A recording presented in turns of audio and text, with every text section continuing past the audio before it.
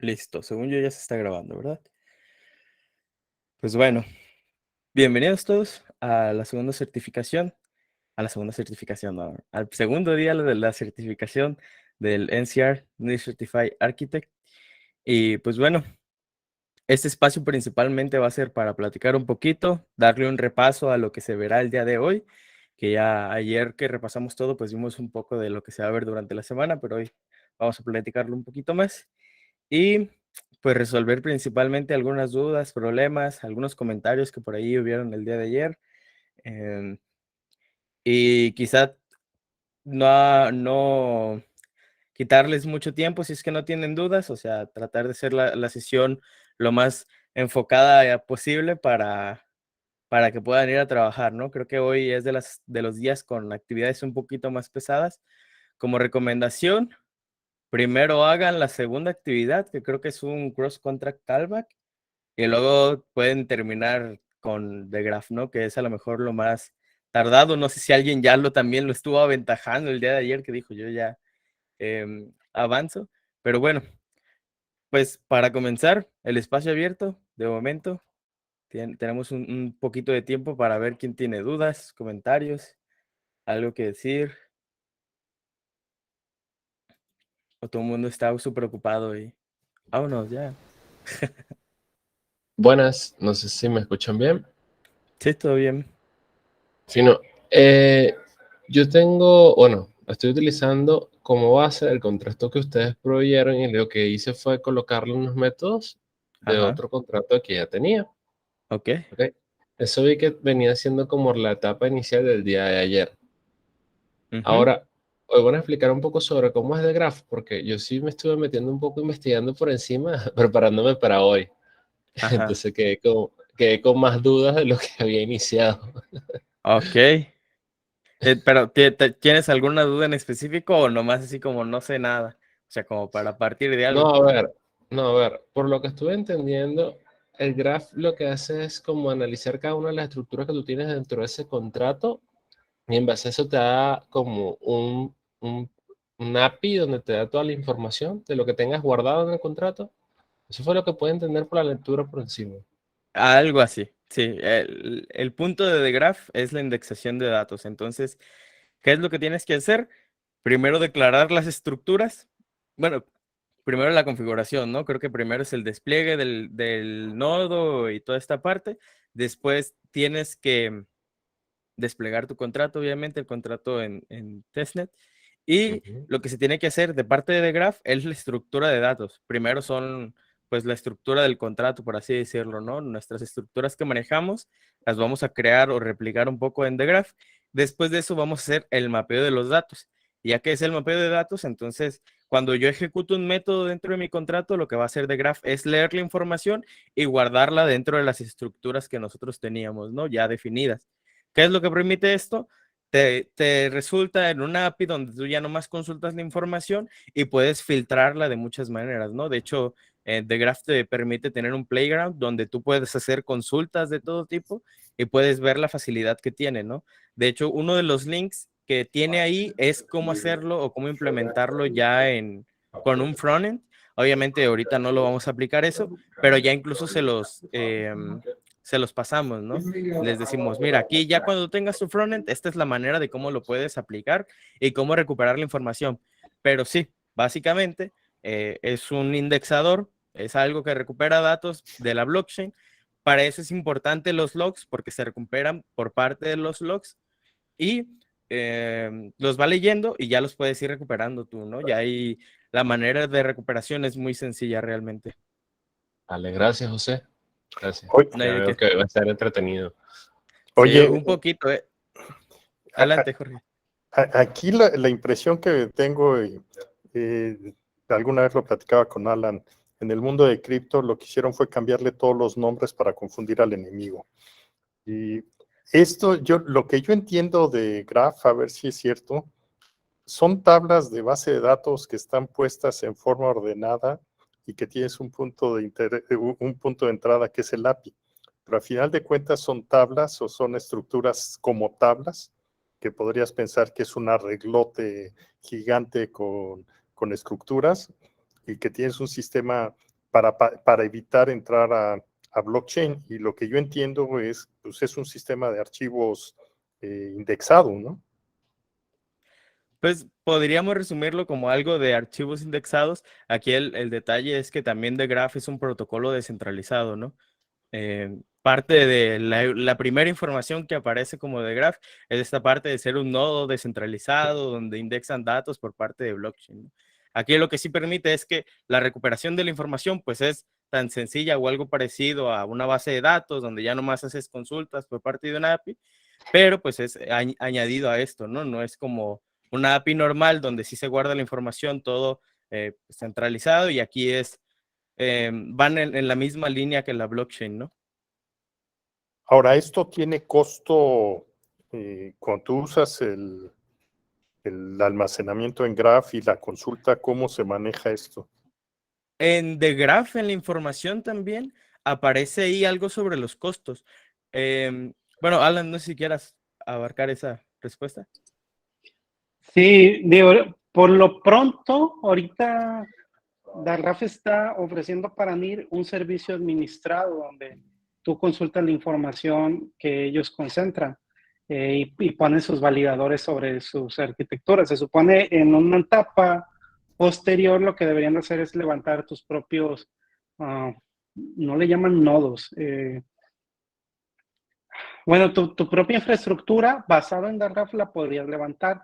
Esa solución ya la tienen hecha para Ethereum y en Ethereum sí te cobra. En NIR, como ellos están administrando esta infraestructura, ellos están absorbiendo por el momento todos los costos. Pero bueno, Darraf es una opción, ¿no? También existen en NIR otras opciones de indexadores que ustedes pueden utilizar.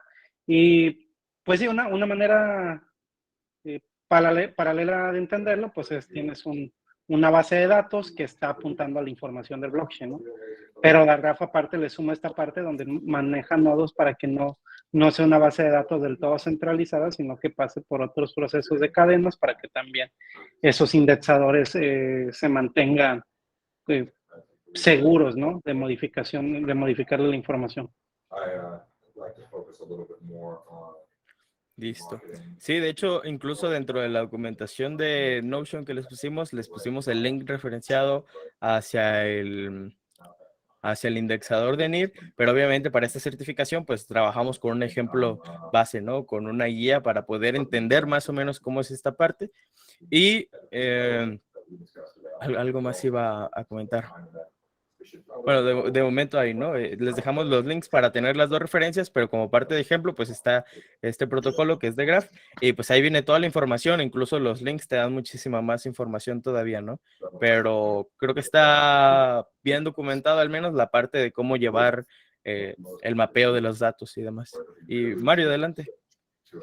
Hola, buenas tardes. Disculpen que llegué un cachito tarde.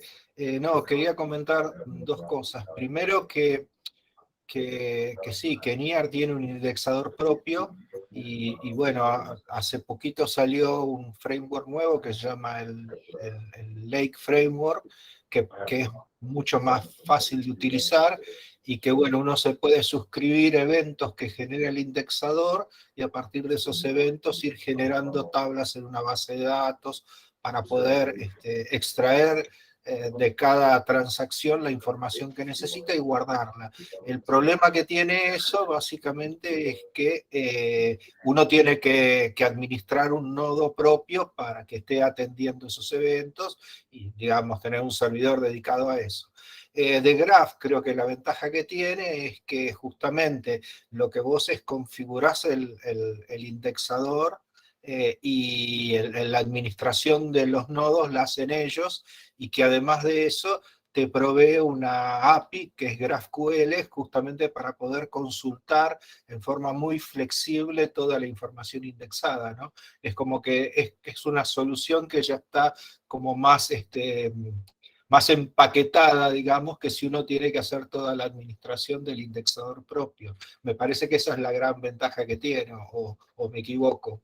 No, sí, de hecho está bastante bien explicado. Aquí ya hablamos un poco de eso, ¿no? El hecho de montar un nodo, un grafo para poder indexar toda esta información, pues ya dependería completamente de nosotros desde montarlo, ¿no? Desde crearlo. Y acá Claro. ya es solamente hacer el despliegue del nodo y tener el mapeo de los datos y de los eventos o los métodos que vamos a estar cubriendo, ¿no? Y ya sería básicamente todo. Entonces, incluso en la wallet de NIR, ¿cómo registra los datos de los NFTs? Pues es mediante también un indexador, ¿no?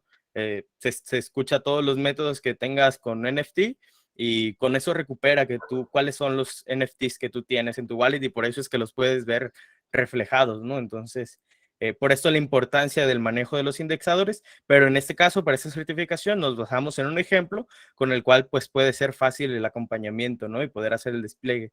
Ya para hacer, en el caso, como comentaba Mario, el nuevo framework que acaba de salir o NIR Indexer, pues ya hay más documentación acerca de eso y ya es otro tema, ¿no? Completísimo como para poder abarcar en una semana.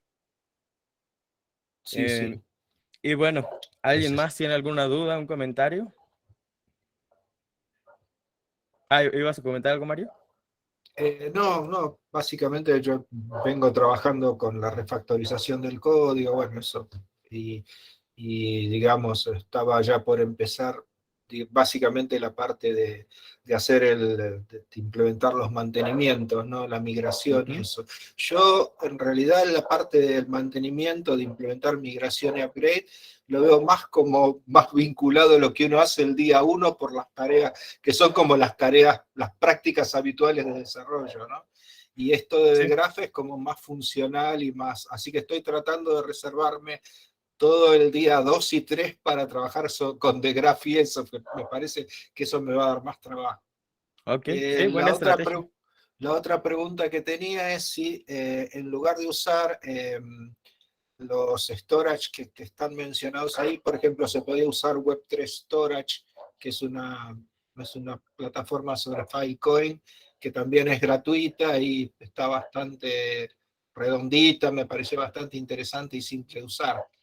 En el caso de IPFS, ¿mencionas? Claro, claro. Ok. Sí, O aquí tienen el que ser caso una de es, las dos. no, en el caso es solamente les pusimos esas dos de ejemplo y el hecho de que alguien si ya tiene una herramienta para poder subir datos como IPFS, pues nomás el punto es que se vea reflejado, que ese dato de IPFS esté reflejado dentro de la estructura de su contrato, ¿no? Es el único Sí, sí. detalle. Ok, está claro eso. No, yo ya venía probando W3 Storage, ya había subido algunos archivos, había jugado un poco con eso y ya tengo la cuenta, entonces eso me ahorraba un poco de tiempo. Pero básicamente digamos, está montado sobre IPFS, o sea, en definitiva es lo mismo, ¿no? O sea, Ok, sigue siendo un está bien, archivo. Okay. perfecto. Gracias, Mario. No, gracias. Adelante, Jorge. O sea, aquí nada más para desenmarañar la madeja, ¿qué tanta diferencia hay entre en IFPS y usar el graph? O sea, Yo no, bueno, yo perdí la conexión o fue Jorge el que perdió algo de. a ver, repito si quieres. Creo que fue Jorge. Ajá. ¿Cuál es la diferencia entre usar IFPS y usar de graph? ¿En qué momento uso uno y en qué Ok. momento otro? Ok, muy bien. The Graph es un indexador de información en cuestión de datos. Tú puedes ver los datos, por ejemplo, del hash ya generado de IPFS.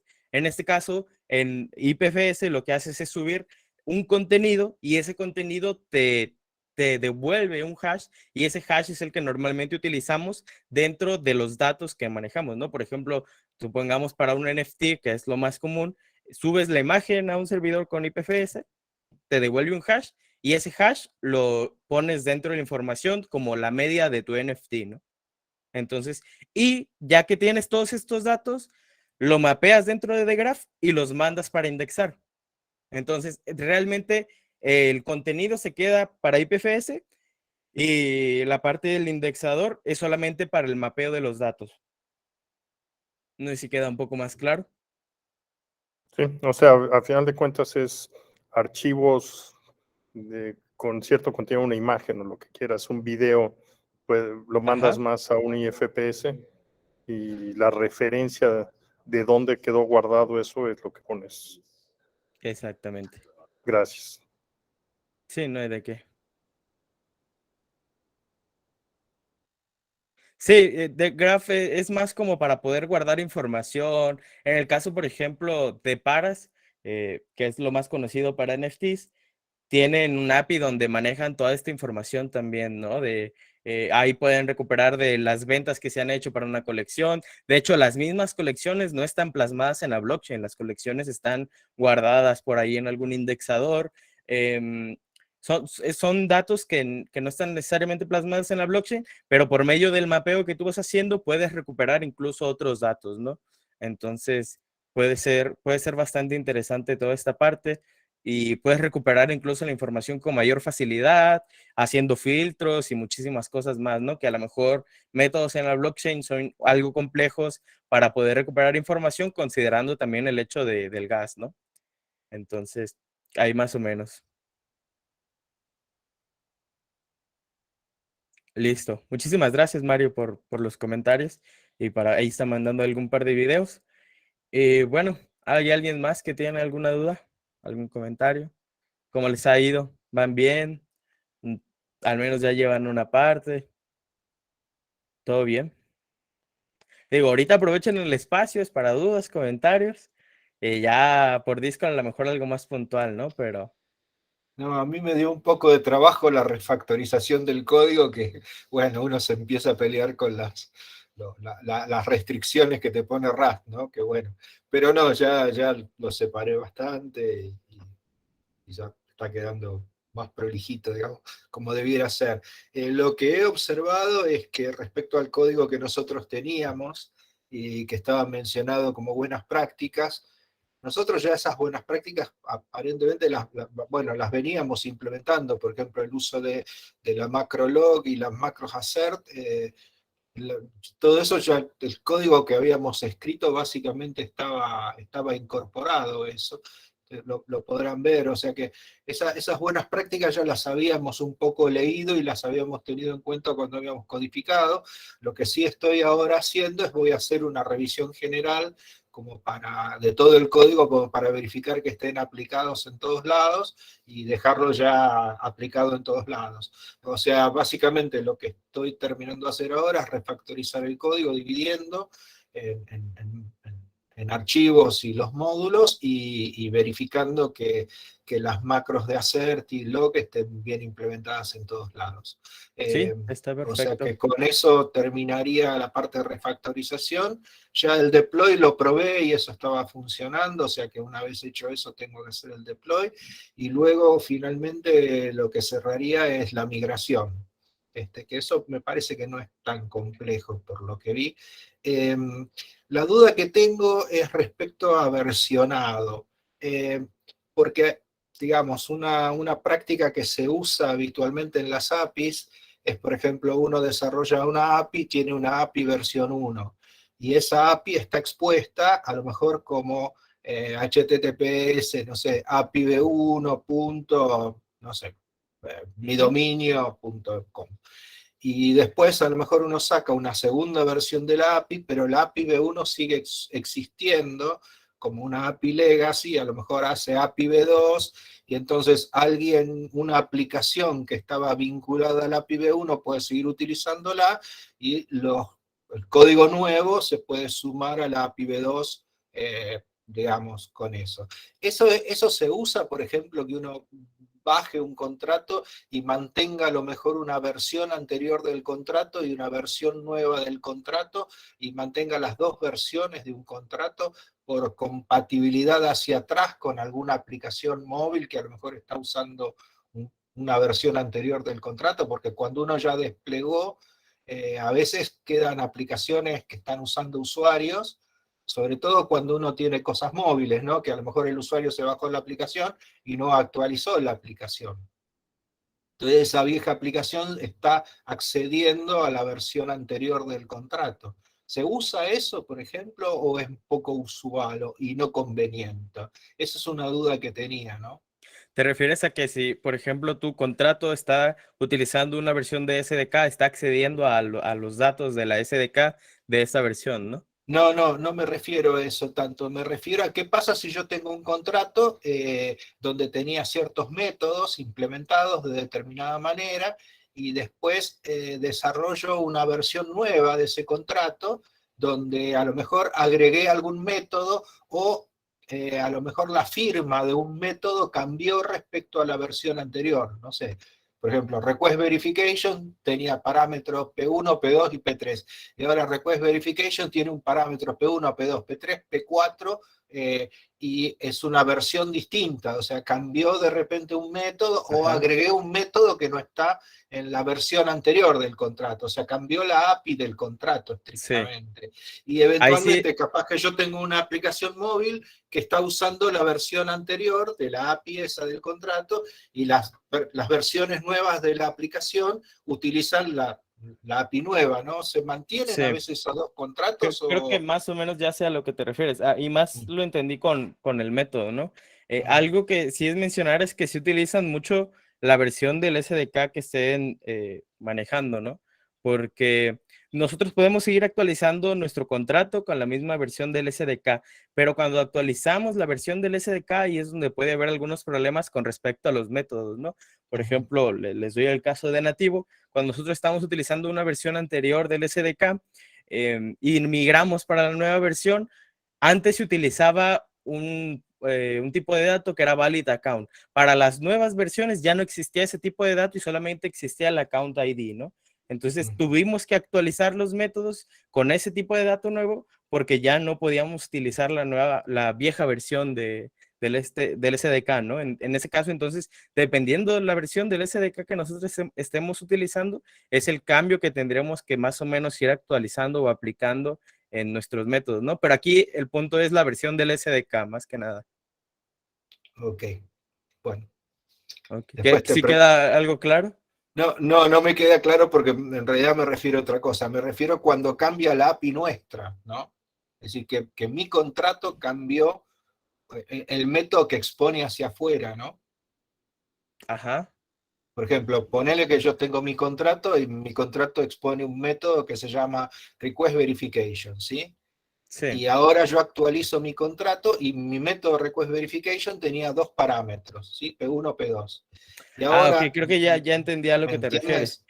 Sí, entonces te es como que hay un método, cambio, ¿no? hay un cambio en mi contrato, o sea, mi contrato ya expone una interfaz al mundo exterior diferente. Exactamente. Aquí los cambios en el contrato siempre se van a ver reflejados en lo que nosotros vemos en el frontend, ¿no?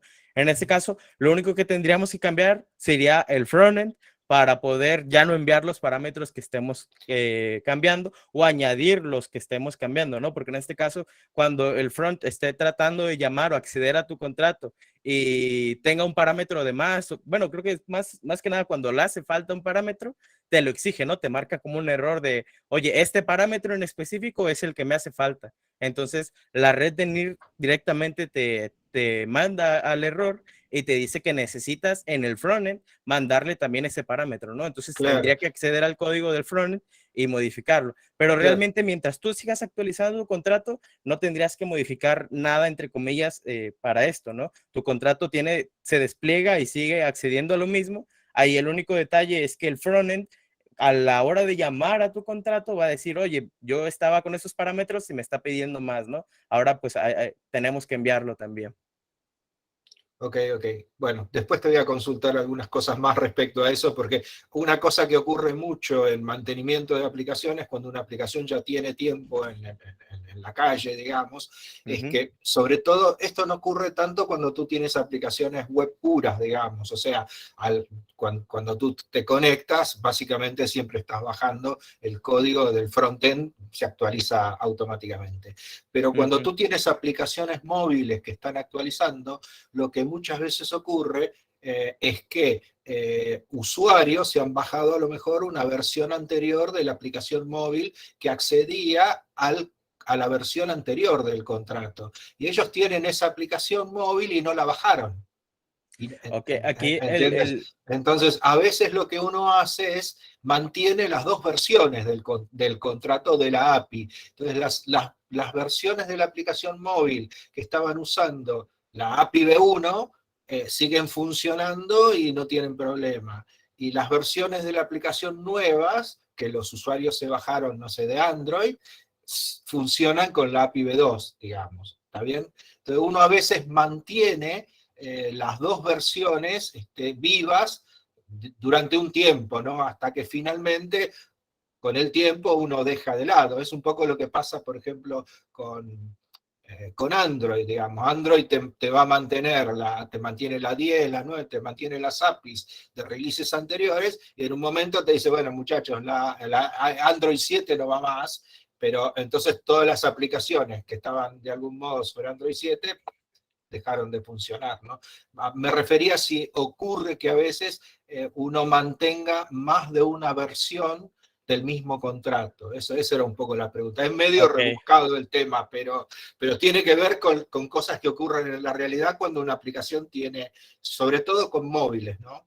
Sí, no tanto con aplicaciones web. Entonces, supongamos que es querer tener los dos métodos dentro del mismo contrato como en dos versiones, por así decirlo, Claro, ¿no? claro, exactamente. Okay. Es como Aquí que tengo dos variantes del mismo método. Uno que responde a cierta firma y otro que responde a otra, ¿no?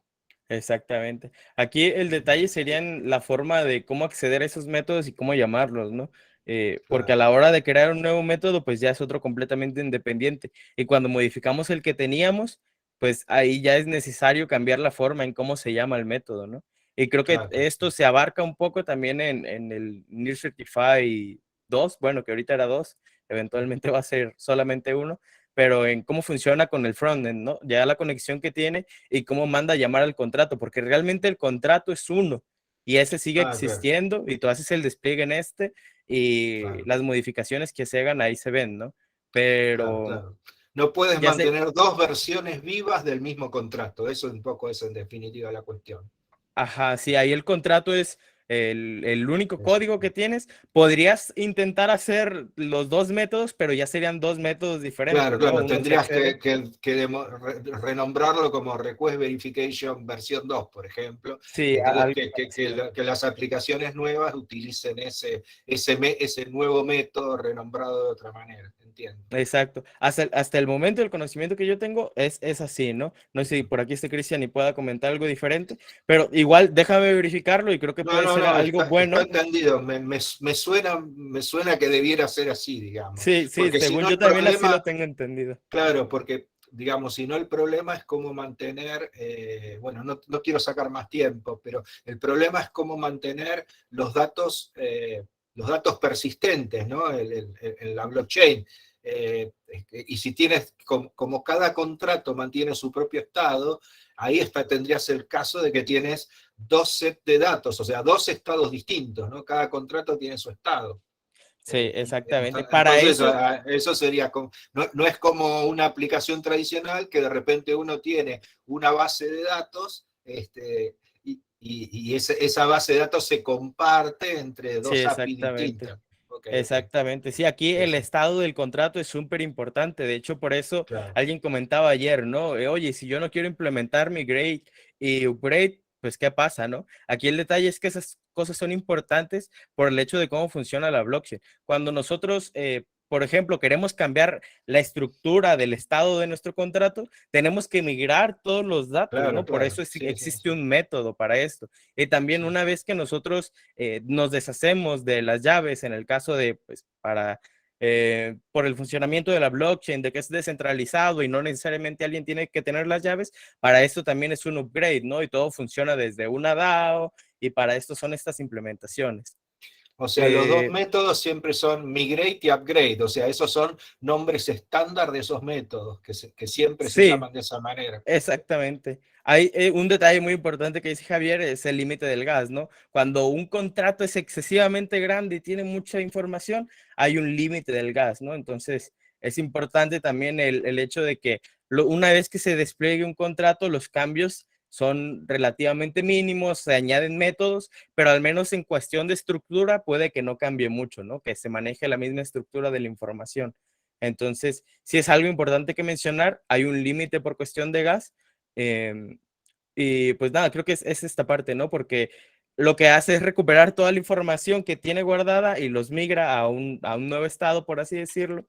Pero al hacer la llamada, tratar de recuperar toda la información, como es mucha la información, a veces tiene estos problemas de gas, ¿no?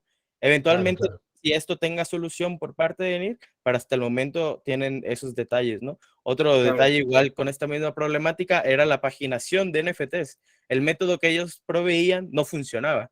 Eventualmente, a partir de 5,000 tokens, por ejemplo, 5,000 NFTs, tenía un problema de gas. Y hasta la versión del SDK que nosotros estamos trabajando, la .5, el pre.5, es donde ya se vio la actualización reflejada y ya no tiene estos problemas de gas, ¿no? Entonces, algo importante por cuestión de actualizaciones del SDK. Y Es bueno, decir, la migración es cara, en definitiva. Es sí, costosa. sí, Es cara. en cuestión de gas sí es algo costoso, exactamente. Entonces, para avanzar un poquito, ya veo varias manos Gracias, levantadas, gracias, entonces gracias. no hay de qué, Mario. Igual por Discord tenemos comunicación y ahí podemos seguir hablando de esto. No sé quién fue primero, déjenme abrir la fila de las manos. Jorge fue la primera persona y de ahí me parece que Mario. Oye, a ver, aquí ahorita que empezaron a hablar de migraciones y de cambios, un contrato tiene, o sea, el identificador que creas a la hora que haces el deploy del contrato, cada vez que haces una nueva versión, creas una nueva deployment con un nuevo ID, o se usa el mismo ID y se reemplaza el contrato. A ver, ¿cómo funciona el contrato, no? Un contrato, tú haces el despliegue, el compilado que tú hiciste, ese es el despliegue en un NIR ID, ¿no? Por ejemplo, en este caso hay dos versiones, están los DEP, que normalmente son como los desechables, y está un NIR ID, que es la cuenta testnet, ¿no? Que tú creas, en el caso de estar testeando estas aplicaciones.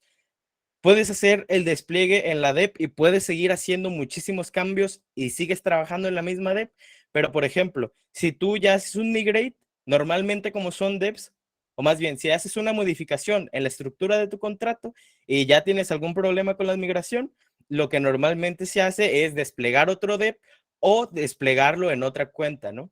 En uno de los links, creo que en el del día de migrate, ahí viene cómo hacer prototipado rápido. ¿Qué es esto? Tú creas una subcuenta de un contrato, es decir, de un NIR ID. Por ejemplo, existe jorgezavala.nir, ¿no? Supongamos. Entonces tú creas test1.jorgezavala.nir y ese es tu primer contrato en el que despliegas. Si tú eventualmente quieres modificar la estructura y no quieres hacer un migrate para recuperar la información y quieres borrar todo, entonces borras esa cuenta o la puedes dejar de utilizar y crear otro subcontrato de esa misma, ¿no? Entonces es como se podría trabajar como el prototipado rápido, creo que se le llama. Eso es más o menos la funcionalidad que tiene, pero lo normal sería crear a lo mejor una cuenta y ahí estar desplegando los cambios del contrato, ¿no? O hacer el prototipado rápido o con un near dev deploy que lo acaba de mandar Mario, ¿no? De hecho, en el primer día está lo del despliegue de contratos, los mandamos directamente al near CLI y ahí vienen los dos tipos del despliegue, ¿no? Que uno es el near deploy y el otro es el near dev deploy. Y ahí ya solamente es cuestión de seleccionar el near ID en el caso de que sea un deploy normal. O en el dev deploy no nos preocupamos por la cuenta y solamente nos sigue generando deps cada vez que nosotros queramos, ¿no? Mientras hagamos una actualización normal, es decir, mientras hagamos un cargo y un deploy y pongamos el contrato, sigue trabajando sobre el mismo contrato, sobre el mismo near ID. Si nosotros ya queremos dejar de trabajar con ese, entonces podemos generar uno nuevo. Normalmente, ¿cómo se hace esto? Borras la carpeta que te genera un near-dev, la borras y generas otro near-dev a la hora de hacer el despliegue, ¿no? Es como lo normal, por así decirlo. O la otra cuestión es hacer subcuentas de un contrato y ahí estar haciendo las pruebas, ¿no?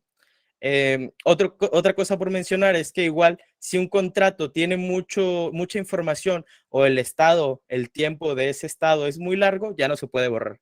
Hasta el momento, la única solución que encontramos nosotros, y eso ya como empírico, es hacer un migrate y seteándolos como vacíos. Y solamente entonces a lo mejor puedes borrar el estado del contrato, pero no es tan fácil cuando ya hay mucha información, ¿sí? Eso ya es otro tema también completamente diferente y esto es para cuestión de pruebas, ¿no? Pero también está de esa forma. Ahora, la otra parte, en lo que vi del Near Development Deploy, dice que Ajá. tienes que usar WASM ¿hay alguna forma de no usar WASM? O sea, porque yo había pensado que podía hacer mis contratos 100%. Uy, te muteaste al final. Pero aquí el detalle es que ese archivo WASM es el que se utiliza en NIR para hacer el despliegue, ¿no? Nosotros ocupamos ese contrato para que ese compilado se despliegue en las cuentas que nosotros estamos utilizando, ¿no? En el NIR ID que se utiliza.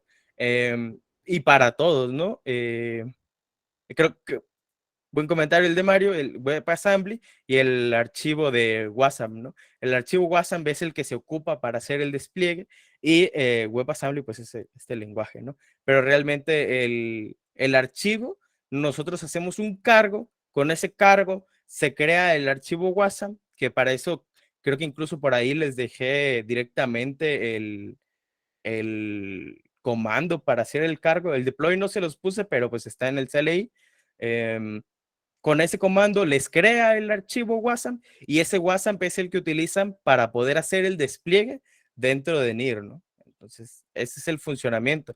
De hecho, ayer, Jorge, que estuvimos revisando lo del Gitbot, el problema que tenía es que estaba corriendo como si fuera un contrato, o bueno, un programa normal dentro de un programa que De no es GitHub, para blockchain. sí, Exactamente. sí, sí. Estaba buscando una función main, un archivo main, algo parecido a lo mejor a otros IDEs, ¿no? De programación. Em, pero por eso no podíamos como hacerlo funcionar. Yo ayer estuve un rato tratando de hacerlo, incluso ya encontré hasta la forma de que no pidiera el archivo, pero sigue exigiendo una función main todavía, ¿no? Entonces, ahí lo más recomendable es a lo mejor otro IDE o alguna otra manera de poder hacer el cargo de este archivo y ya poder hacer el despliegue, ¿no? Porque sí se ocupa este archivo WASM para poder ser desplegado dentro de NIR. Sí, o sea, ahí terminé corriéndolo como recomendó Mario, de que lo hiciera directamente en mi máquina usando Visual Studio en forma local y no usar Sí, Gitpod, exactamente. que la verdad está, la recomendación de Gitpod a mí me encantaba, era todas las cosas que Es muy buena. haces, es muy buena, pero no funciona aquí. Sí, Para esto. exactamente. Sí, yo la probé también, intenté, pero daba recomendación de Rust en seco, ¿no? Como esto es lo que podrías utilizar con Rust, pero al aplicarlo a NIR, pues ya es donde entra a lo mejor en algunos conflictos, ¿no? Bueno, Gracias. no hay de qué. Mario, creo que es la siguiente persona que tiene levantada Sí, la sí, mano. sí, ahí, hola, ¿qué tal? ¿Cómo van? Algo como para mantenerlo dentro del análisis que veníamos haciendo, creo que Ujú. estaría bueno pensarlo a los contratos como microservicios, en donde nosotros podríamos hacer toda la estructura base, la orquestación después de cómo se conectan los microservicios, sería al final de cuentas la versión, Mario, ahí cito que hablas de decir, bueno, mi aplicación en este momento está trabajando bajo esta arquitectura de microservicios que se conectan de esta forma y están brindando estos métodos. Y creo que algo interesante para explorar ahí podría ser al momento de anexar una nueva funcionalidad, en vez de cambiar el contrato, aumentar la funcionalidad del contrato. Es decir, se podría llegar a generar un nuevo contrato que anexe la funcionalidad extra que está pidiendo ahí Mario, y cambiar después la orquestación de los mismos. Con eso tal vez podríamos llegar a reducir los costos de migración y mantener la compatibilidad de API. O sea, habría que analizarlo un poco más en detalle, pero me lo imagino de esa forma. Sí, me meto porque tiene que ver con lo que estábamos hablando, disculpen. Me parece que sí, lo que vos sugerís, una manera también de verlo es, puedo hacer un deploy de un segundo contrato que llame al contrato anterior, digamos. O sea, Aumentando un método más. claro, Exacto. Sí. o a lo mejor generando un nuevo contrato que reimplemente y alguno de los métodos directamente llaman al contrato anterior. Mantengo los Claro, dos, pero el set de datos es el del contrato original, ¿no? El estado siempre es el contrato versión 1 y el otro implementa una interfaz, una API distinta. claro. pero siempre trabaja sobre el estado del contrato versión 1. Claro, entonces con eso Exactamente, mira. no Sí, tenés ahí, que... ahí hay que ver un poco performance, ¿no? Porque estamos Claro. como haciendo un doble call, ¿no? Exactamente. Ahí ya no sé cómo va, eso ya es otro tema. Ya me parece que le estamos complicando mucho, No, pero no, bueno. pero es interesante, por eso hice el Disculpen comentario. que me haya metido así justo en el medio sin levantar. Listo, y Bien, bastante bueno el gracias. tema, ¿eh? Yo no lo había pensado en cuestión de implementación, pero ya viéndolo en la realidad, en cómo se podría implementar todo esto, es bastante interesante ver cómo podría funcionar, ¿no? Tener un contrato, otro contrato que llame ese contrato y poder así ver ciertas cuestiones, ¿no?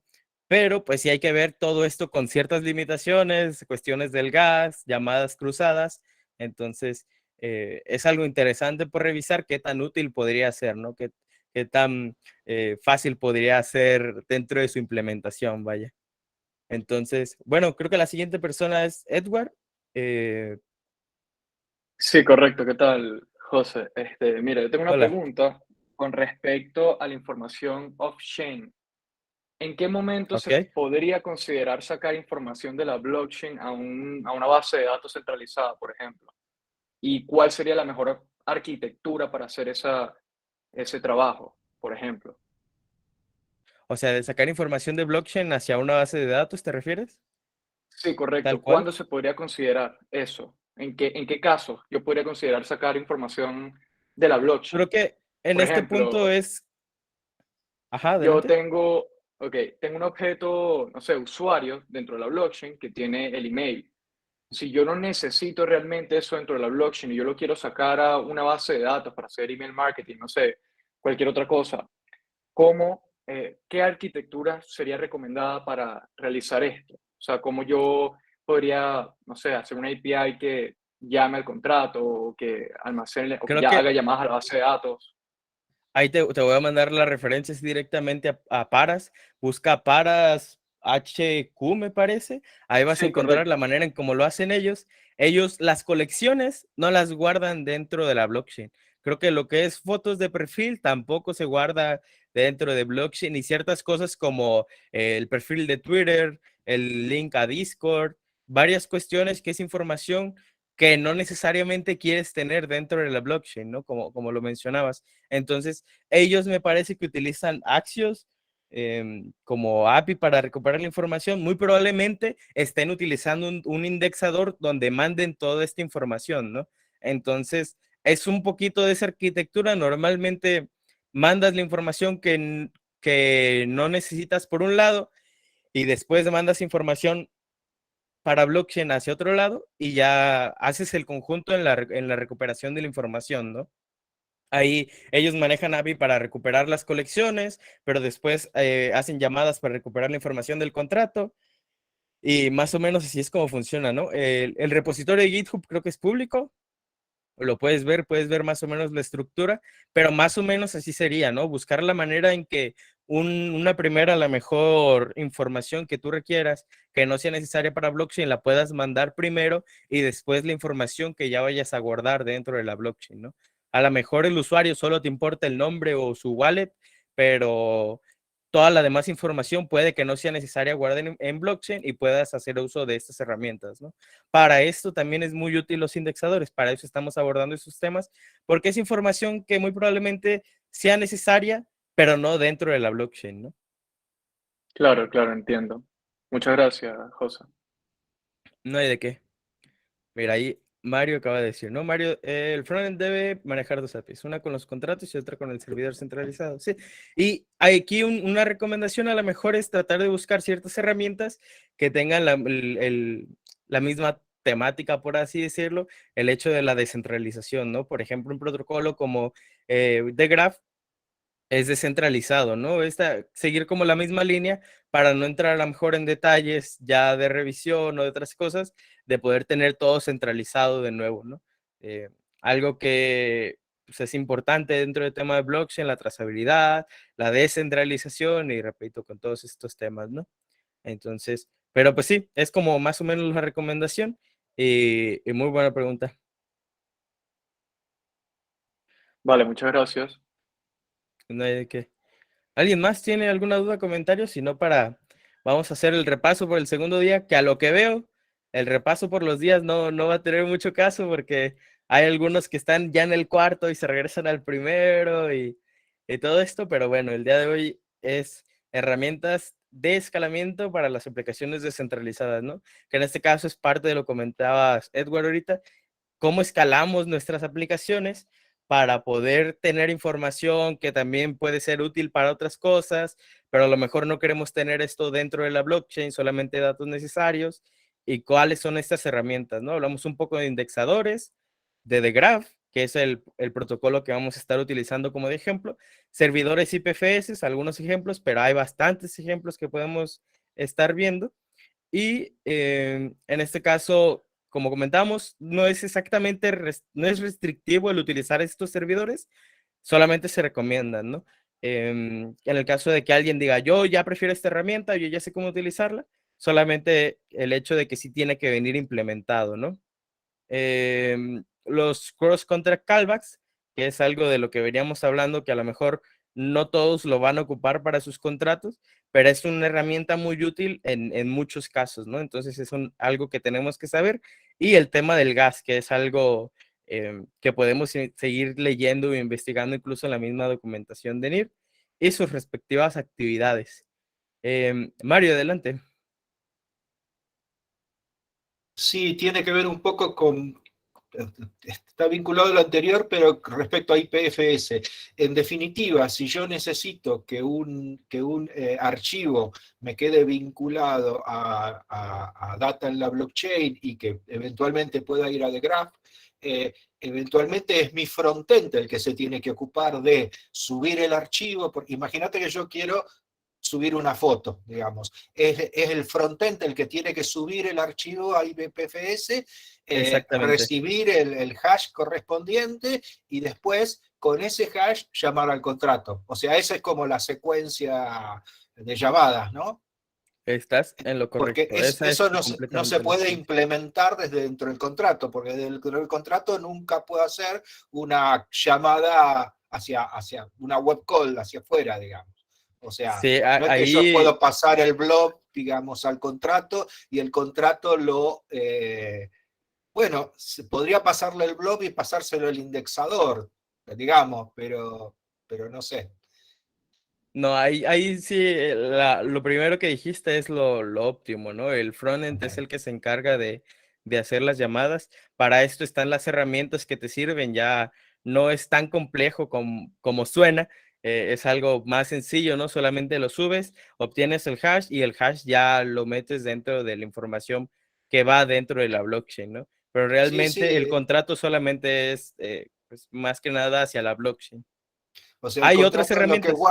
lo que guarda es una referencia nada más, el Exactamente, contrato. Okay. sí. Hay otras herramientas que personalmente, si lo digo, desconozco un poco, que son los oráculos, ¿no? Pero aquí ya entramos en otro tema también de la blockchain que es interesante, de cómo incluso ya meter información de otros lados hacia la blockchain o viceversa puede ser, ¿no? Pero aquí ya es otro tema por completo, que son los oráculos, que a lo mejor puede tener algo de interés en esto que estamos hablando, pero es otro No, tema a pero profundizar, ¿no? José, los oráculos, por todo lo que yo investigué, son una variante de indexador que están escuchando un evento en la blockchain, eventualmente cuando hay un pedido, y lo que hacen es llaman a un contrato que vos le tenés que disponer. O sea, vos le tenés Ok, que disponer un contrato para que ellos luego te llamen, pero ellos están, y básicamente algunos de los oráculos usan el indexer, básicamente ok. para atender eventos. O sea, Mira, es lo que yo vi, porque no hay ninguna manera de que el oráculo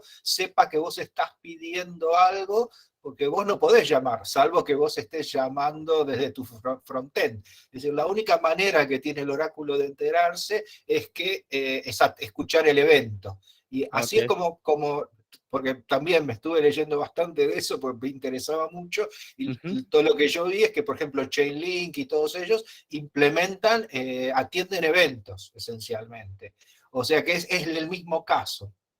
Ok. Yo tengo una pregunta más complicada que después te la voy a hacer Sí, está bien, adelante, ya también por cuestiones de tiempo, seguimos hablando por Discord. Adelante, Jorge, y pues casi, si alguien más tiene alguna duda, de las últimas que responderíamos para terminar la sesión. O sea, aquí nada más, siguiendo la secuencia de lo que acaban de mencionar, es, tú primero vas a IFPS, guardas la imagen, esa imagen te da un hash, ese hash, la imagen y las propiedades y condiciones y cosas que quieras las metes en el indexador, y del indexador sacas una referencia que es la que metes a blockchain, ¿no? O sea, eso sería... Metiste el indexador antes. IPFS ya te regresa directamente el hash que tú metes directamente a blockchain. O sea, cada archivo único de contenido digital, sea el formato que sea, te genera un hash único. Ese hash único va dentro de la información de nuestra blockchain, y esa información de la blockchain, ya que hagamos el registro y todo, ahora sí entra dentro de los indexadores, y ahí ya nomás es para poder recuperar la información, hacer filtros y poder hacer llamadas más sencillas que hacer la llamada de recuperación de la información a la blockchain, ¿no? En este caso. O sea, es más fácil llamar una API de un indexer que estar tratando de hacer filtros por medio de llamadas a la blockchain. Y como tal solamente se guarda pues los datos, ¿no? Como tal, indexer no tiene, un indexador no tiene idea de que esa es realmente una imagen o algo así, solamente son datos que se van guardando dentro del indexador. O sea, lo que tú dices es que el indexador me sirve para encontrar lo que quiero en el blockchain, para que de ahí me dé la información en el NFT o la imagen que Sí, tuviera. algo más sencillo, exactamente. Ahí, por ejemplo, si tú quieres saber cuántos tokens tiene cierta persona o cuánto dinero se ha gastado o qué colección es la que más dinero acumulado tiene, es información que realmente no manejas dentro de las estructuras de tu contrato. Pero eso, como lo vas indexando, puedes recuperarlo por medio de este indexador. Y el indexado es sobre contenido que está en el blockchain. Exactamente. Mira, pues lo había entendido al revés. Ok. Espero que ya haya quedado un poquito más claro. Es servidores IPFS, nosotros subimos nuestro contenido digital y eso nos genera el hash, ¿no? Ese hash lo mandamos a la blockchain, y una vez en la blockchain, el indexador es quien recupera toda esta información, ¿no? Por medio de eventos y demás. Esto ya lo van a ver, pues de hecho el día de hoy. Aquí no lo ven tan largo, pero si van un poquito a las actividades, pues aquí está toda la información de cómo se crea un nodo, ¿no? Desde cómo se despliega el nodo, cómo se crea, si se quiere subir a GitHub el repositorio, el contrato, los nombres, todo esto, cómo lo van viendo hasta aquí. Y pues es un poquito largo, pero también porque es muy explicativo. Te lleva paso a paso hasta cómo crear las estructuras, cómo poner los deps accounts aquí, cómo sacar el bloque de un contrato y ponerlo como referencia. Todo este tipo de cosas lo van a ver aquí, ¿no? Y ya, si te fijas aquí, por ejemplo, viene la información, y esta es cómo se va recuperando la información, ¿no? Ah, perdón, nunca estuve mostrando pantalla. No, Nadie me dijo o sea, nada. pero entonces hay una cantidad de información que está replicada entre el blockchain y el indexador. Ahí el detalle es la indexación de la información, ¿no? Aquí la blockchain, por así decirlo, es donde nosotros guardamos la información pesada, los datos duros, por así decirlo, y en la indexación solamente nos sirve como referencia para poder hacerlo, ¿no? En este caso, podría decirse que es como una duplicación, pero es para el manejo de la recuperación de la información, ¿no? Toda esta información es la que vamos viendo reflejada en blockchain, e incluso los cambios que hagamos dentro de la blockchain los podemos seguir replicando también dentro del indexador, ¿no? Entonces, todo esto es para una fácil recuperación de la información, más que nada para la escalabilidad. ¿Por qué? Porque yo puedo recuperar 1000 tokens a lo mejor, pero si quiero recuperar 40,000 tokens, me va a decir que es una exageración de información y que el costo de gas no es suficiente, ¿no? Entonces, para esto son estas herramientas de indexación, para poder tener algo en donde basarnos, un protocolo en donde nosotros poder tener una recuperación de la información, ya sea filtrada, o poder sacar otros datos con base en las mismas transacciones de blockchain y muchísimo más, ¿no? Yo, por ejemplo, puedo crear un método dentro de la indexación donde se vaya sumando cada vez que yo hago una venta. Entonces puedo sacar el cálculo de las ventas, ¿no? Pero en blockchain yo no estoy guardando para nada esa información. Yo nomás estoy guardando a lo mejor las veces que voy vendiendo, ¿no? Pero si yo no tengo una estructura en mi contrato que sea específicamente para la cantidad de ventas, yo no puedo sacar esa información. Entonces, para esto existen este tipo de herramientas para poder tener información incluso más amplia acerca de esto, ¿no? A ver, blockchain, ahora entiendo que lo podría también manejar con eventos. Si es motivo, caído el listener, me quedaría inconsistente media. Ahí entiendo. Sí, aquí hay un detalle importante que, por ejemplo, incluso nosotros lo vimos reflejado, que a veces había algunos detalles con dgraph, entonces podría haber un ligero retraso y aparentemente era algún detalle de que dgraph estaba fallando, pero eventualmente pues ya salía la recuperación de la información que nosotros mandamos hacia el indexador, ¿no? Entonces, sí es un comentario muy válido el que da Mario. Adelante, Mario, con el último comentario prácticamente. Sí, hoy te bombardeamos a preguntas, pobre. No, está perfecto. Para esto son estas sesiones. No, la pregunta, una duda que yo tengo respecto a esto que venimos hablando es, ¿qué información es la que recibe en definitiva de grafo o el indexador en definitiva? Porque lo que yo entiendo es que lo recibe es el resultado de la transacción.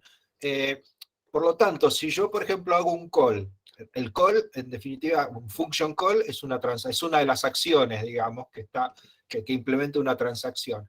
Si yo hago un function call y paso ciertos parámetros, el conjunto de esos parámetros es lo que queda registrado como parte de la transacción y es la información que va al indexador. Mira, como respuesta sencilla, lo que se queda guardado en el indexador es lo que tú pongas en los logs. Esa es la En respuesta los súper logs. sencilla. Exactamente. Okay, No guarda la okay. información que se ve reflejada dentro de los parámetros que mandas, ni todo eso, ¿no? Porque, por ejemplo, el Signer Account ID, que normalmente lo utilizamos del environment, eso no se ve reflejado en los parámetros, se ve reflejado en la transacción, ¿no? Pero no se ve reflejado en los parámetros. Entonces, los datos que nosotros imprimamos en el log es lo que nosotros vamos a recuperar dentro del indexer. De hecho, es una respuesta que vas a obtener. Bueno, en este caso, si lo haces hoy, pues hoy, ¿no? Pero si lo haces el día de mañana, pues la vas a obtener mañana. ¿Cómo se hace esta lectura de datos y qué es lo que deberías de imprimir a la mejor para obtenerlos, ¿no? No me acuerdo quién fue la persona que hizo el comentario el día de ayer, pero decía, oye, y cuestión de logs, a lo mejor me genera cierto consumo. Sí, es cierto que genera cierto consumo, no es tanto en comparación, pero en este caso, bueno, ya terminamos. En este caso, es cuestión de los logs. Ok, entonces lo que yo quiero enviar al indexador tiene que estar en los logs. Gracias. Muy buena respuesta. Entendido completamente.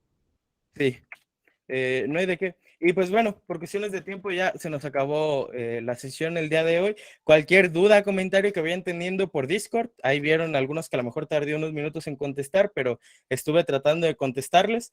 Y bueno, de verdad, muchísimas gracias a todos por seguir activos. Esperemos que sigan a lo largo de esta certificación y que les sirva bastante, ¿no? Para ustedes. Y bueno, nos vemos el día de mañana. Igual, si tienen alguna duda, repito, nos vemos por Discord. Y bueno, chao.